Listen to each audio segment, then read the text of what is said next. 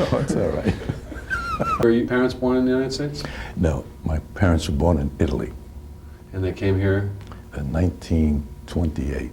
That's when I was born. All right. And so, did you speak Italian at home? A little, yes. When you get to school, you went through elementary school here in town, in the city. Right. Where'd you go to high school? At the School of Industrial Art. This was the suggestion of my teachers in the junior high school. So you had art ability in junior high school, and they saw that. Right. Well, they did, and I got in a little trouble because I was constantly drawing on the school books, you know. And I remember, like, I think it was about 13 years old when I first started, and I was drawing on the grocery bags that my mother would bring home.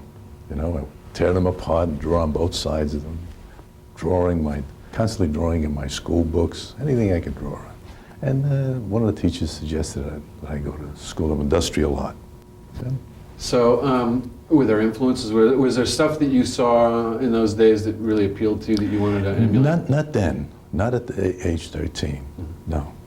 And then when you went to school, you started to get, obviously you saw a lot of different influences. Yes. What were your favorite pieces there? Well, my favorite was Hal Foster, Prince Valiant, and Flash Gordon, done by Alex Raymond, and a few illustrators, Noel Sickles and Robert Fawcett.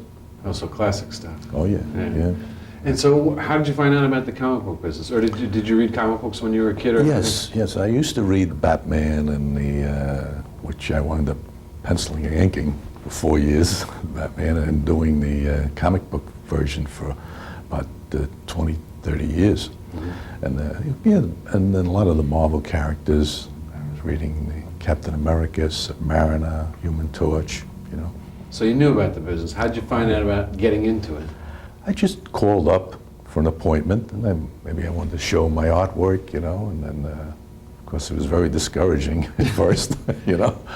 But that's when Ed Cronin gave me a crack at it, my first job, and that was a good portfolio piece, you know, because that was a printed piece. That was very important when you're going around looking for work. What was the character? Captain Codfish. It was an animated feature. I penciled and inked that for a while, and What book was it? Do you remember? yeah, it's Punch and Judy. Right. I have the original at home. it's fraying all over the place, but I have the original. And then You kept your first published? Yes, I absolutely did, right. That was part of my portfolio.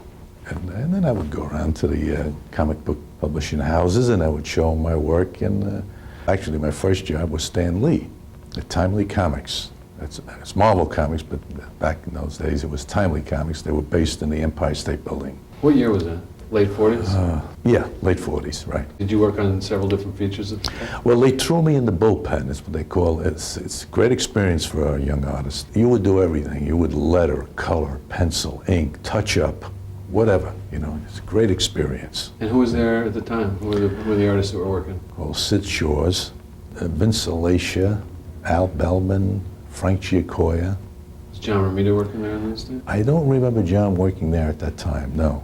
I went to school with John. We graduated together. In fact, I invited John to the cartoonist luncheon. And he came? He attended, right. But that's where I started. Did you get a lot of influence from the other artists there? Because obviously, I mean, Sid Shores had been working in the business since the early 40s. Yes, Sid Shores helped me. A lot of the fellows try to help the younger artists see what you're doing wrong immediately, and they try to help, you know. But you have to have the ability to want to learn. You know, you want to learn. So yeah, you want to advance yourself, and you know. I was telling John before that if you love something, you know, there's nothing going to stop you, you know. Well, Joe Kubert said to me, it's like an obsession. It is. You've it's an obsession, all the right? time. I was supposed to be a cop or a city worker, you know, because my family's cop, fireman, sanitation, you know. He couldn't see me being an artist, and for a while we were on the outs. You know? Was he worried that you weren't going to make a living out of it? Yes. Because they oriented at that time, because they came, you know, the Depression, you know, and they were all worried about job security, and you have to go work for the city, you know. Well, the fact that you were a freelancer probably didn't help solve that problem. Oh, either. I couldn't see that at all. So, especially when I lost my first job on a train. Stanley, my very first assignment, I lost on the train going home. Did you have to redo the whole thing? Oh, you mean the script you lost? The job, it was penciled. See, my assignment was to ink this job because, you're starting out and they start you with inking and not as important as penciling, they're not going to give you a script as soon as you walk in, And for monetary reasons, I stayed with inking for quite a while because we could ink 2-3 pages as opposed to one penciling, Penciling took a long. And at that time, we were having it rough, What happened to the story on the train? Okay, I No. took the job home and I lost it. And oh God, my entire family didn't sleep that night. Next day I went to work. I figured, well, that's the end of the job, I told Stan Lee about it. Oh, he hit the ceiling and he called everyone in the office. They called the IRT and the BMT lines and everyone, they couldn't find the job. And I figured that was the end of me. But this fellow, Mike Sekowsky, come in and he says, I'll take care of it. He repenciled the whole job. I told Mike, I says, Mike, I can't pay you back right now, just starting out. I'll give you a little at a time. You wouldn't take a dime off me, not a dime. We became very good friends. And we went to the Art Students League together. And so he was a penciler, but he was what we considered a speed merchant. I always heard he was very fast. Very fast. You lucked out. You lost a fast penciler's job. Yeah, right. So we became very good friends, and it was sad because many years later he started to deteriorate, and I had to touch up his work. Well, you got the opportunity to pay him right. back, didn't you? Yeah, in that respect I did. Right. That's good. When you were at Timely, did you even feel the ramifications of how well the business was doing in your job? I knew it was doing well because they were just constantly throwing work at you, and we were busy with staff work, freelance work, and it was flourishing. It's really. When the Committee on Juvenile Delinquency met and the Comics Code came in, did that affect the workload at Timely and Marvel? No, not really. No? Not really, yeah. As long as you're in the bullpen, you're okay. Yeah. And Okay. so, did you end up pairing off with specific artists that you like to Yes. pencil, to ink over, and did people ask you to end up doing their work too? Well, that happened when I moved from Timely Comics to DC. And when was it? Well, I worked for Timely for about 3 years. We reminisced about this when they honored me in California last year. I met Stan Lee there, the guy. And he says, Joe, I should have fired you when you lost that job. He remembered, right in front of my family. He goes, embarrassed me. But it was nice. Good to see Stan again. And Frank Giacoya actually prompted me. Yes, I started working for Julie Schwartz. That was a long relationship, about 40 years worked together. And I worked for a few other editors at the time, but mostly to pitch in on jobs that were late. My main editor was Julie Schwartz. What type of books did you start working on? And were you still in-house there, or did you start working freelance? No. When I went to work for DC, that was one of the things that motivated me. It was strictly on freelance. I started working on, I think my first job was Hopalong Cassidy. Other features were the Flash and the Batman and the Wonder Woman and Superman and all the characters. I think I worked on all of them. Romance books. Science fiction books. Science fiction books, you name it, I worked on. Do you have favorite types of stories that you like doing? Well, I like working on the Batman, penciled by Carmine Infantino and Herb Novick and Sid Green, a few other artists, See, I did mostly inking for DC, but I did a lot of licensing work, which I penciled and inked. Mm-hmm. That was very exciting work because to see these characters incorporated in the products, these companies like Nabisco distribute throughout grocery stores and supermarkets throughout the country.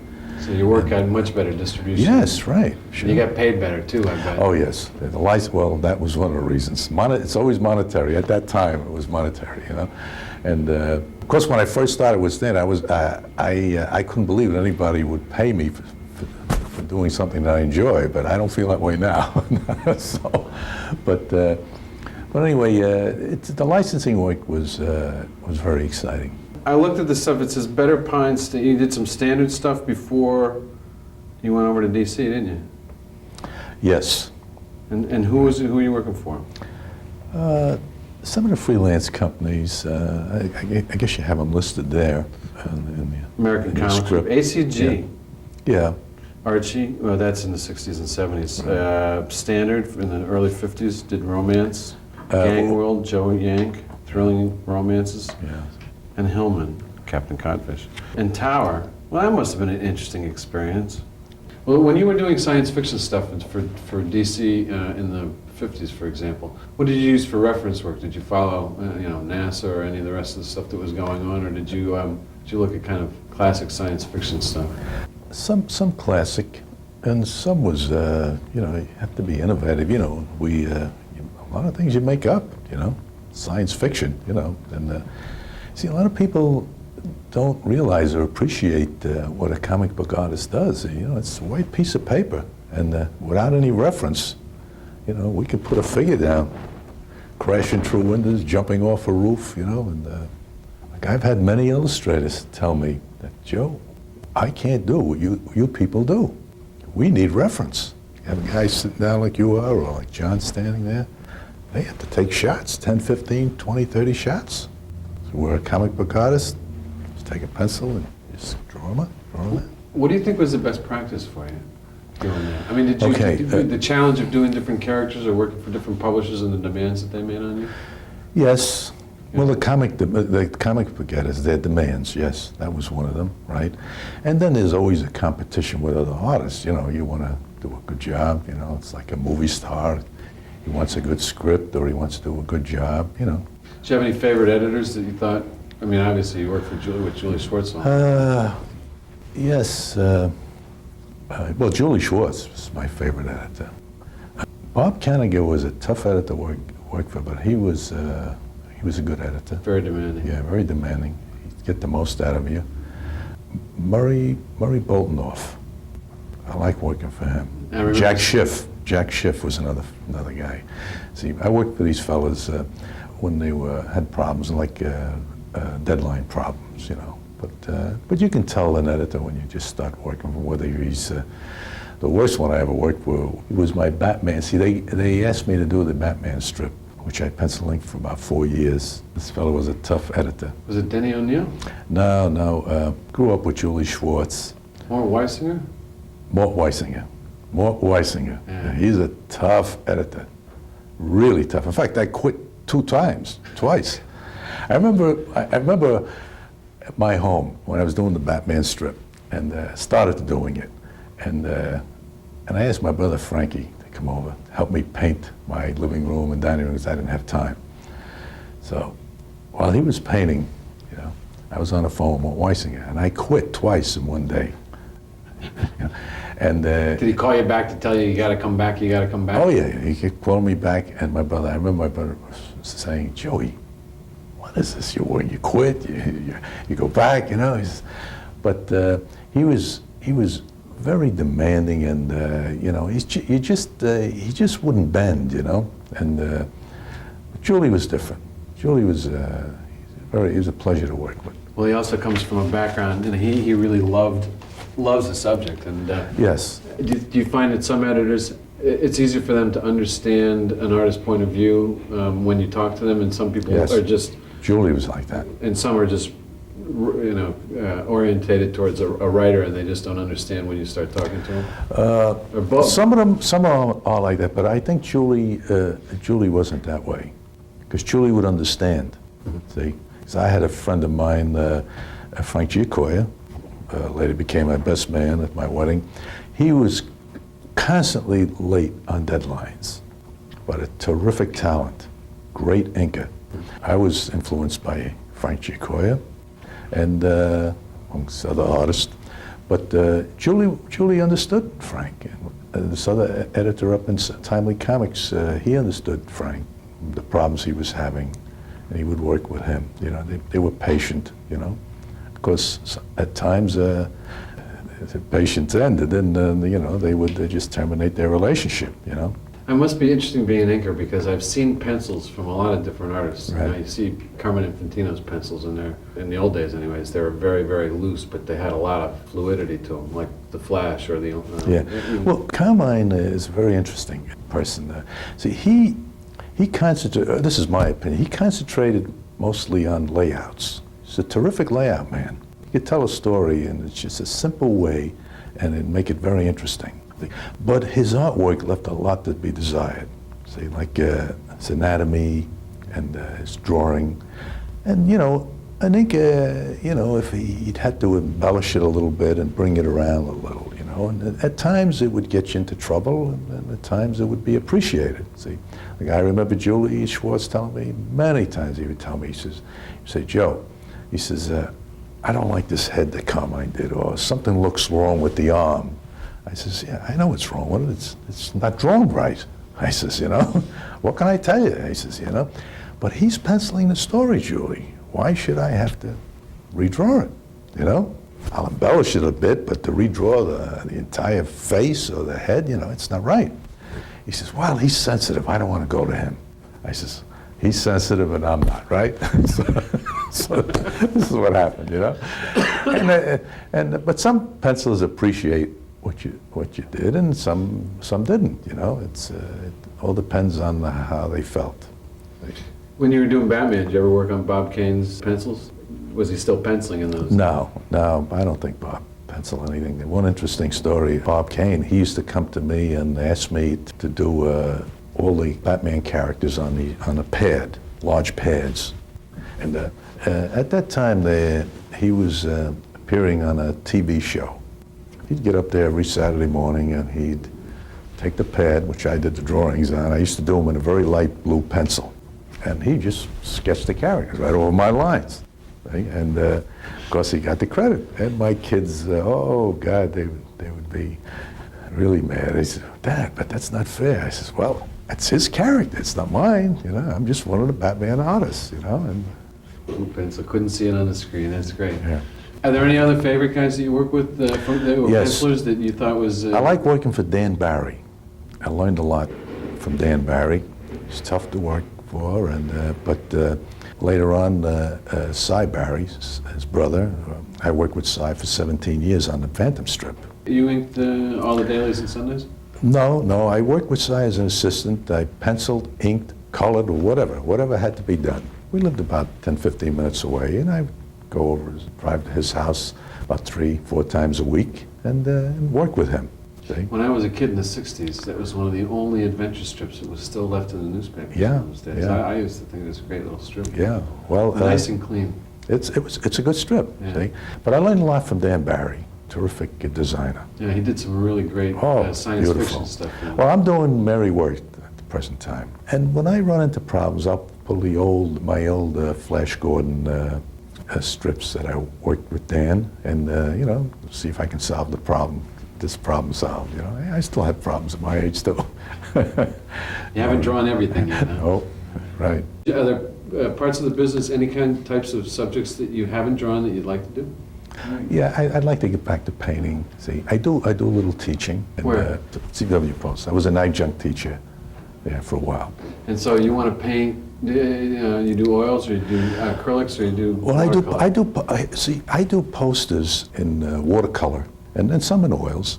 Batman posters, the comic characters. I get calls. I got a call last week to do a Phantom poster. I've done a few posters for this fella out in California, a few in Pennsylvania. They gave me a show in New York in a gallery where I had my work displayed with Adam West, and we were both there signing autographs and a lot of posters, Batman posters hanging there, all the comic characters. You did the Harlem Globetrotters yearbook? Yeah. I can't believe you know that, right? The Mighty Marvel Comics Strength and Fitness book? Yes. I had that published by Simon & Schuster, 2 books. The superhero cookbook and the superhero strength and fitness book. Right.